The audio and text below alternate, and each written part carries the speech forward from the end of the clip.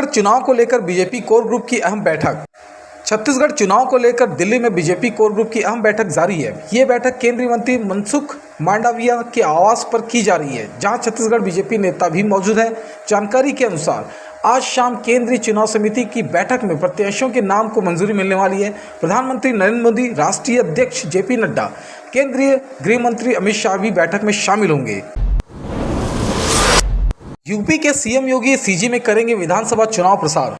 बता दें कि छत्तीसगढ़ विधानसभा चुनाव के लिए बीजेपी ने अपनी तैयारियां तेज कर दी है। राज्य में बीजेपी परिवर्तन यात्रा के बाद अब राष्ट्रीय स्तर के बड़े नेता राज्य का दौरा कर पार्टी के पक्ष में प्रचार करेंगे। पीएम मोदी राज्य में कई सभाएं कर चुके हैं। गृह मंत्री अमित शाह भी लगातार दौरे कर रहे हैं। मीडिया रिपोर्ट्स के अनुसार अब यूपी के सीएम योगी आदित्यनाथ छत्तीसगढ़ में 5 से 6 रैलियां कर सकते हैं। महिला कांग्रेस प्रमुख नेता डिसूजा का मोदी सरकार पर हमला। डिसूजा ने महिला आरक्षण पर कहा, सवाल खड़े हो रहे हैं और खड़े होने चाहिए। मोदी सरकार ने महिलाओं को ठगने का काम किया है। 9.5 वर्षों में महंगाई, बेरोजगारी से लेकर बढ़ते अपराधों से महिला परेशान है। नए संसद में महिलाओं को रुझाने के लिए महिलाओं को ठगने का काम किया है। 2034 में यह रिजर्वेशन लागू होगा। सही में करना था तो तुरंत कर सकते थे। जब नोटबंदी करनी थी या आर्टिकल पास करना था तब समझ नहीं आया कि वहाँ रिजर्वेशन रखना चाहिए था।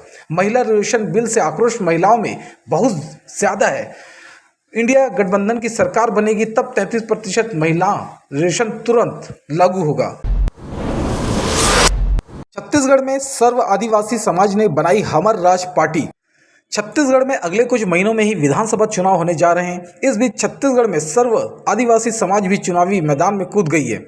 सर्व आदिवासी समाज ने अपनी नई हमर राज पार्टी के लिए आवेदन किया था, जिसका भारतीय निर्वाचन आयोग में पंजीयन हो गया है। शनिवार को रायपुर में प्रेस कॉन्फ्रेंस पर आदिवासी समाज के पदाधिकारियों ने राजनीतिक दल हमर राज पार्टी की घोषणा की, जिसके बाद प्रदेश की राजनीतिक गलियारों में हलचल देखने को मिल रही है। छत्तीसगढ़ लोक सेवा आयोग विवाद पर बोले सीएम बघेल। छत्तीसगढ़ लोक सेवा आयोग को लेकर जारी विवाद पर मुख्यमंत्री भूपेश बघेल ने कहा कि पीएससी की परीक्षा देने वाले किसी भी एक अभ्यर्थी ने अब तक शिकायत नहीं की है। यदि किसी तरह की कोई भी शिकायत आती है या किसी अभ्यर्थी द्वारा एक भी शिकायत की जाती है तो हम हर शिकायत की गंभीरता से जाँच करेंगे। किसी का अधिकार छीनने का किसी को कोई हक नहीं। जब आप योग्य हैं, आप परीक्षा दे रहे हैं, आप पात्रता रखते हैं तो उसका लाभ आपको निश्चित रूप से मिलना चाहिए। यदि कोई गड़बड़ी हुई तो उसकी जांच करेंगे और यदि कोई दोषी है तो उस पर जरूर कार्रवाई होगी। छत्तीसगढ़ के 3 विभागों में सरकारी नौकरी की तलाश कर रहे बेरोजगारों के लिए अच्छी खबर है। छत्तीसगढ़ के कृषि विभाग में ग्रामीण कृषि विस्तार अधिकारी के 305, अपेक्स बैंक में जूनियर मैनेजर समेत अन्य 23 पदों पर भर्ती होनी है। Chhattisgarh state power transmission company limited में भी सबसे अधिक 429 जूनियर और असिस्टेंट इंजीनियर्स के पद भरे जाने हैं। इन सभी विभागों के लिए भर्ती परीक्षा व्यापम आयोजित करेगा। शराब दुकान के सामने महिलाओं ने किया भजन कीर्तन। अंबिकापुर शहर के गंगापुर शराब दुकान को अन्यत्र स्थानांतरित करने की मांग को लेकर महिलाओं ने शनिवार को प्रदर्शन किया। महिलाओं ने शराब दुकान के सामने झाल मंजीरा बजाकर महिलाओं ने शांतिपूर्वक विरोध किया। पुलिस प्रशासन और आबकारी विभाग के अधिकारियों ने महिला से चर्चा की। इस दौरान आश्वासन दिया गया कि 2 महीने के भीतर शराब दुकान को अन्यत्र स्थानांतरित करने का आश्वासन दिया। इस घटनाक्रम को लेकर पूरे दिन शराब दुकान के आसपास माहौल गरमाया रहा। आबकारी मंत्री बोले दारू बंद करना बेवकूफ़ी। आबकारी मंत्री कवासी लखमा ने कहा कि प्रदेश में दारू बंद करना एक बड़ी बेवकूफ़ी होगी। यह मेरा व्यक्तिगत निर्णय है। जब तक मैं सरकार में हूं तब तक शराब बंद नहीं होने दूंगा, क्योंकि बिलासपुर और रायपुर में शराब के अभाव में कोई नशीला पदार्थ पीकर 6 लोगों की मौत हो गई। हम नहीं चाहते कि पूरे प्रदेश में भी ऐसी स्थिति बने। लखमा का कहना है कि बस्तर में कोई भी दारू पीकर नहीं मरा है। बस्तर में 5वीं अनुसूची लागू है, सरकार भी कुछ नहीं कर सकती। जो निर्णय होता है वह ग्राम सभा लेती है। आबकारी मंत्री ने कहा कि प्रदेश सरकार शराब बंद नहीं करेगी। छत्तीसगढ़ में 1,96,00,000 मतदाता, 5 साल में रायपुर दुर्ग में बढ़े वोटर। विधानसभा चुनाव 2023 के लिए मतदाताओं का उत्साह देखते ही बन रहा है। इस बार रिकॉर्ड मतदान की भी उम्मीद जताई जा रही है। प्रदेश में 5 वर्ष के भीतर मतदाताओं की संख्या में वृद्धि के आंकड़ों पर गौर करें तो रायपुर और दुर्ग सबसे आगे है। यहाँ रिकॉर्ड संख्या में नए मतदाता इस विधानसभा चुनाव में वोट डालेंगे। 5 वर्ष के भीतर रायपुर जिले में सबसे अधिक 2,40,760 मतदाता बढ़े। वहीं दुर्ग जिले में 1,95,190 की वृद्धि हुई। भिलाई में मिला स्वाइन फ्लू का एक और पॉजिटिव केस। बीमारियों को लेकर भिलाई की मुसीबतें कम नहीं हो रही हैं। कभी डेंगू मलेरिया डायरिया तो कभी पीलिया और अब स्वाइन फ्लू। स्वाइन फ्लू से एक और मौत तथा शनिवार को रिसाली में एक पॉजिटिव केस मिलने के बाद जिला स्वास्थ्य विभाग चौकन्ना हो गया। जिला स्वास्थ्य विभाग की टीम ने शनिवार को वीआईपी नगर रिसाली में तकरीबन 230 घंटों की जांच की। सूने मकान का ताला तोड़कर लाखों के जेवर व नकदी ले भागे चोर। जामुल के आशाराम बापू नगर के एक घर से लाखों रुपए के जेवर और नकदी रुपए चोरी हुए। अलमारी में रखे एक सूटकेस में सोने चांदी के जेवर 20,000 रुपए के नगद और बीमा का बॉन्ड पेपर था। उसे किसी अज्ञात आरोपी ने चोरी कर लिया। चोरी गए सामान की कुल कीमत करीब 3 लाख रुपए आंकी गई। पीड़ित शिकायतकर्ता ड्यूटी पर गया हुआ था, वहीं उसकी पत्नी तीजा पर अपने मायके गई हुई थी। इसी दौरान किसी अज्ञात आरोपी ने चोरी की घटना को अंजाम दिया। शिकायत पर जामुल पुलिस ने अज्ञात आरोपी के खिलाफ प्राथमिकी कर जांच शुरू की है। नापी करने पहुंचे एसईसीएल अधिकारी से मारपीट। कोरबा की घटना नापजोक करने गए एसईसीएल के एक अधिकारी के साथ भाजपा नेता ने गाली गलौज कर मारपीट किया। घटना की रिपोर्ट पर पुलिस ने नेता के खिलाफ मामला दर्ज कर विवेचना में लिया। एसईसीएल गेवरा में प्रबंधन E2 ग्रेड में पदस्थ व ऊर्जा नगर दीपिका के आवास क्रमांक C44 निवासी शिखर सिंह चौहान ने बताया कि 27 सितंबर को एसईसीएल गेवरा द्वारा अर्चन किए जा रहे ग्राम रलिया में नापी करने टीम के साथ गया था। बुआ के एक्सीडेंट के नाम पर फर्जी फूफा ने लगाया 70,000 का चूना।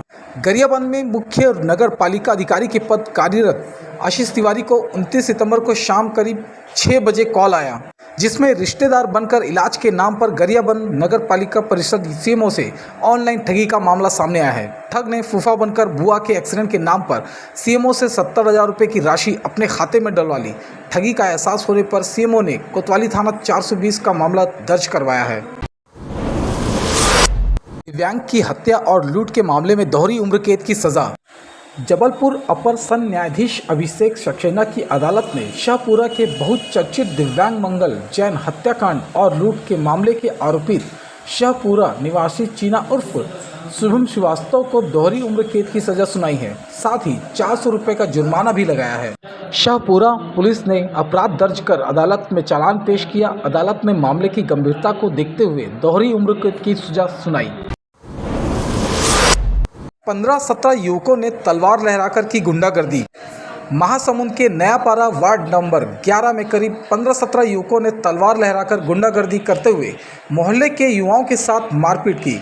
इस मारपीट के दौरान एक महिला के सिर पर गंभीर चोटें आई हैं, जिसका इलाज मेडिकल कॉलेज में किया जा रहा है। वहीं इस मामले में घायल महिला के पति की शिकायत पर पुलिस ने युवकों के खिलाफ एफआईआर दर्ज किया है। हेयर पर हर माह हजारों रुपए खर्च कर रही महिलाएं।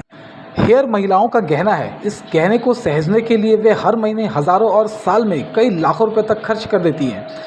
कलरफुल और सिल्की हेयर पाने वह हर महीने ब्यूटी पार्लर पहुंचकर हेयर ट्रीटमेंट लेती हैं। ब्यूटिशियन के अनुसार महिलाओं के साथ ही अब लड़कियां भी अपने बालों को लेकर केयरिंग है। वह hair treatment, hair spa, hair colouring में काफ़ी खर्च कर रही हैं। पाकिस्तान पर भारत की धमाकेदार जीत। भारतीय पुरुष हॉकी टीम ने ग्रुप मुकाबले में पाकिस्तान को 10-2 से हरा दिया। भारत की ओर से कप्तान हरमनप्रीत सिंह ने सबसे ज़्यादा 4 गोल दागे। वहीं वरुण कुमार ने 2 गोल स्कोर किया। मनदीप सिंह, ललित उपाध्याय, सुमित और शमशेर सिंह ने भी 1-1 गोल दागा। पाकिस्तान के लिए MS खान और अब्दुल वहीद राणा ने 1-1 गोल दागे। भारत चौथे नंबर पर। चीन के हांगझोउ में जारी एशियन गेम्स में शनिवार 30 सितंबर को छठा दिन रहा। इस दिन भारत ने कुल 5 मेडल जीते, जिसमें 2 गोल्ड, 2 सिल्वर और 1 ब्रांज शामिल रहे। देखा जाए तो एशियन गेम्स के शुरुआती 7 दिनों में भारत ने कुल 38 मेडल अपने नाम कर लिए हैं।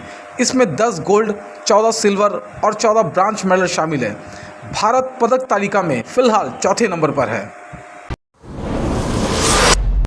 सिंघम अगेन की शूटिंग हुई शुरू। बॉलीवुड की पॉपुलर कॉमेडी फ्रेंचाइजी फिल्मों में कुछ मूवीज ऐसी है जिनका कोई तोड़ नहीं। रोहित शेट्टी लिख से हटकर और ऐसी फिल्में बनाने के लिए जाने जाते हैं जो लोगों को हंसा सके। उन्होंने आज से 12 साल पहले सिंघम मूवी बनाई, जिसके बाद वो सिंघम अगेन दर्शकों के सामने लाने के लिए तैयार हैं। फिल्म में रणवीर सिंह की फोटो सामने आई है।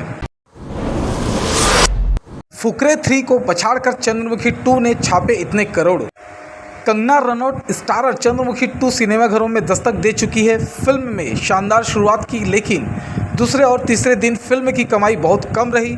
मूवी के बॉक्स ऑफिस कलेक्शन पर एक फैन ने फिरकी ली तो कंगना रनौत ने तुरंत मूवी का अब तक का बॉक्स ऑफिस कलेक्शन बता दिया।